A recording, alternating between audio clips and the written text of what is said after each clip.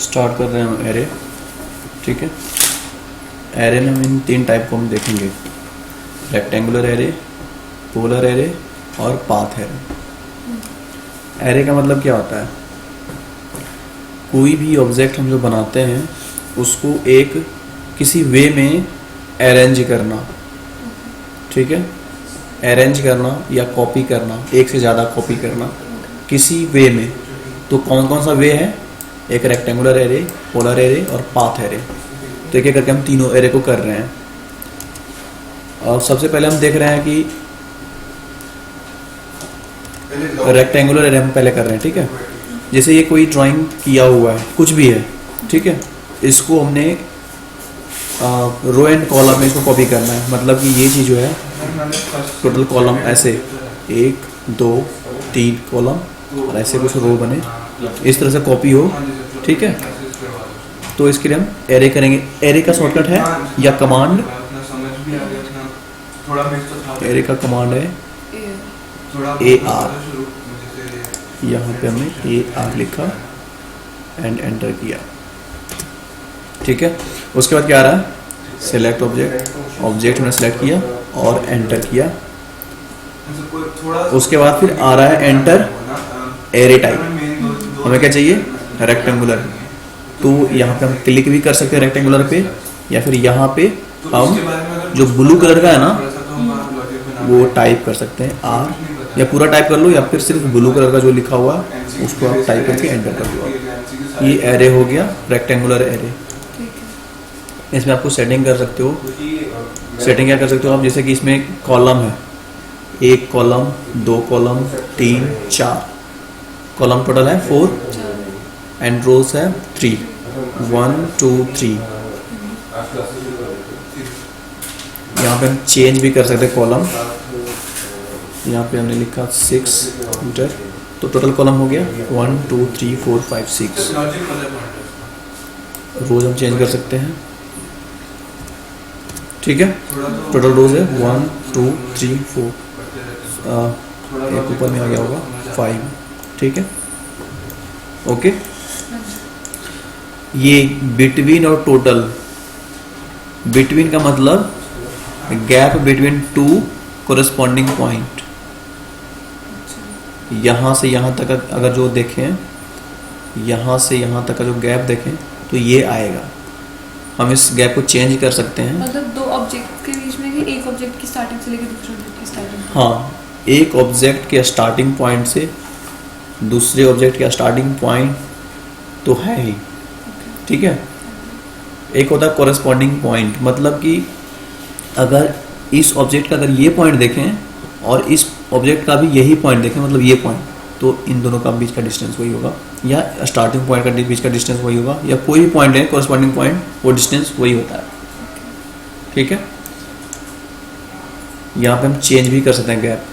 हमने 40 लिख के एंटर किया और ये बीच का गैप 40 हो गया। रोज में भी सेम टू सेम है, रोज हम चेंज कर लिए।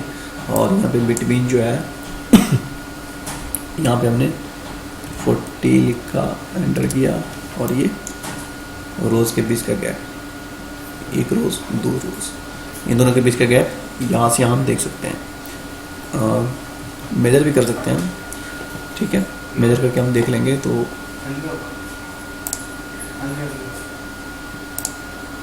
देखते हैं।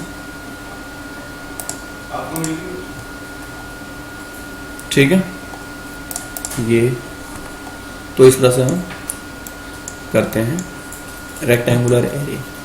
इसको कुछ एडिटिंग करना है तो सिलेक्ट करके हम दोबारा एडिटिंग कर सकते हैं। ठीक है, नेक्स्ट अब हम कर रहे हैं पोलर एरे। पोलर एरे क्या होता है कि किसी ऑब्जेक्ट को, जैसे ये ऑब्जेक्ट को सर्कुलर वे में कॉपी करना। तो हमने एरे स्टार्ट किया, AR, enter, object select, enter. उसके बाद फिर एरे, पोलर एरे चाहिए, यहाँ पे क्लिक कर सकते हैं, या फिर ब्लू जो लिखा ब्लू कलर से है PO, enter, and then space पर सेंटर पॉइंट ऑफ एरे। इस पाथ पे अगर एरे करना है, इसका सेंटर पॉइंट क्या है, यहाँ पे इसको हमने क्लिक कर लिया और इस पे एरे कर दिया।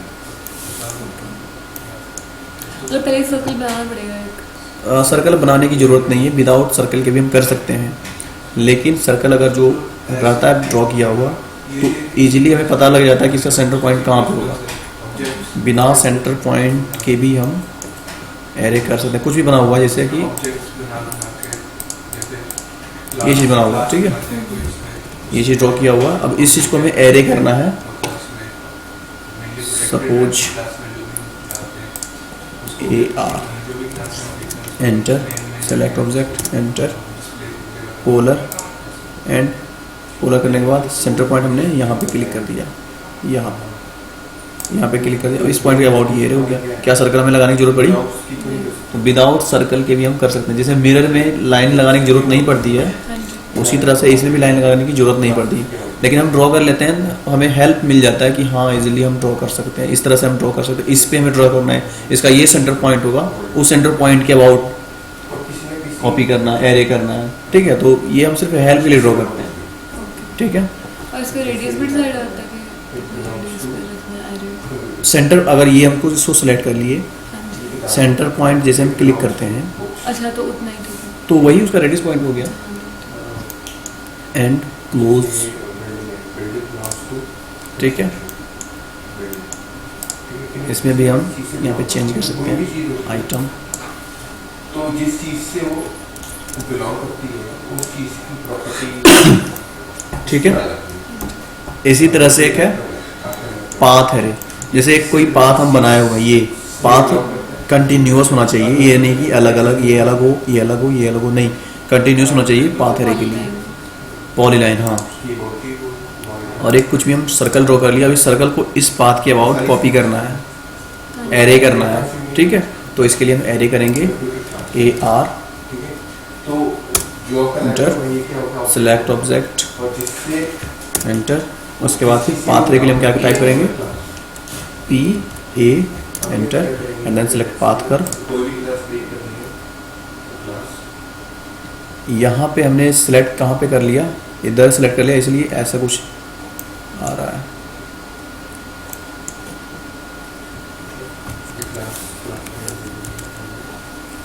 दोबारा करते हैं, AR। आप AR टाइप कर सकते हो, या फिर यहाँ पे टूल जो है ना, यहाँ पे डायरेक्ट आप क्लिक कर सकते हो। Path array, select object, enter, and select path कर दिस। हमने यहाँ पे सेलेक्ट, अगर यहाँ पे हम सेलेक्ट करते तो ये ऐसे आ जाता है, यहीं से स्टार्ट होता। हमने यहाँ पे सेलेक्ट किया, इसके स्टार्ट पॉइंट यहाँ से, तो ये ऐसे आ गया। एक बार दोबारा कर लेते हैं, PA, एंटर, PA, पहले एरे खोलते हैं। हाँ, AR, enter, select object, enter, PA, enter, and select, यहाँ नहीं, यहाँ पे, ठीक है। जितने डिस्टेंस पे रखना है वहाँ क्लिक करेंगे। हाँ, यहाँ पे डिस्टेंस, यहाँ पे हम दे सकते हैं कितने डिस्टेंस पे हमें लगाना है। यहाँ पे चेंज कर सकते हैं 26, तो ये डिस्टेंस 26। अब हमें चाहिए कि यहाँ से स्टार्टिंग पॉइंट से एंड पॉइंट तक हमें चाहिए सिर्फ और सिर्फ 10 सर्कल चाहिए। स्टार्टिंग पॉइंट से एंड पॉइंट के बीच में 10 सर्कल चाहिए। तो यहाँ पे हम 10 पर क्लिक नहीं कर पा रहे हैं, तो हम क्या करेंगे, यहाँ पे सेटिंग करेंगे, मेजर की जगह पे डिवाइड पे क्लिक कर देंगे। और अब हम यहाँ पे एक्टिवेट हो गया आइटम, यहाँ पे 10 लिख के एंटर कर सकते हैं, और ये रहा आपका, हाँ, ठीक है। एक बात और मैं बता रहा हूँ, यहाँ पे ट्रिम करने में प्रॉब्लम आता है बहुत बार, ठीक है।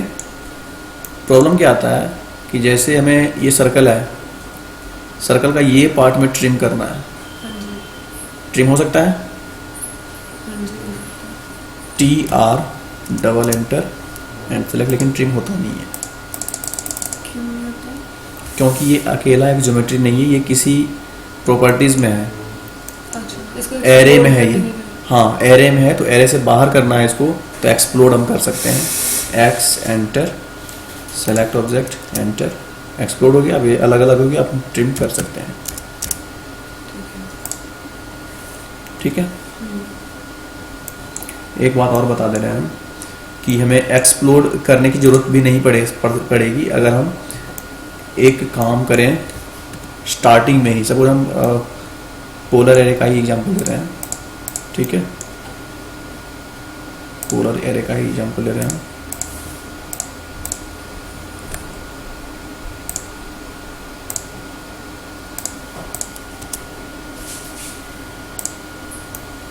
यहाँ पे एसोसिएटिव का है ऑन किया हुआ। अभी अगर क्लोज करेंगे तो इसको एक्सप्लोर करना पड़ेगा ट्रिम करने के लिए, और अगर हम इसको ऑफ करके उसके बाद क्लोज एरे करें तो ये एक्सप्लोर करने की जरूरत नहीं है, ऑलरेडी एक्सप्लोरेड है।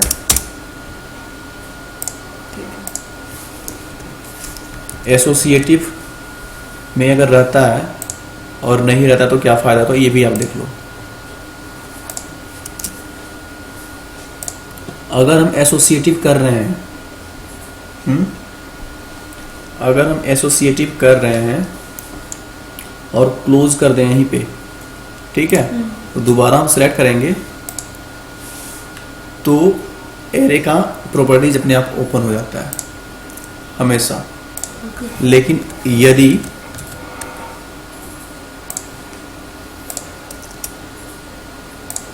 हम एसोसिएटिव ना रखें और क्लोज कर दें तो ये अब एरे में नहीं, ये अलग अलग है, तो ये क्लिक करके हम दोबारा एरे को एडिट नहीं कर सकते। अच्छा, मतलब इसको दोबारा एरे नहीं बना सकते? हाँ, एक बार एक्सप्लोड हो गया तो हाँ वो खत्म हो गया वो। अच्छा, ठीक है, ओके। जैसे पॉलीलाइन तुम दोबारा बना सकते हैं ना ज्वाइन करके?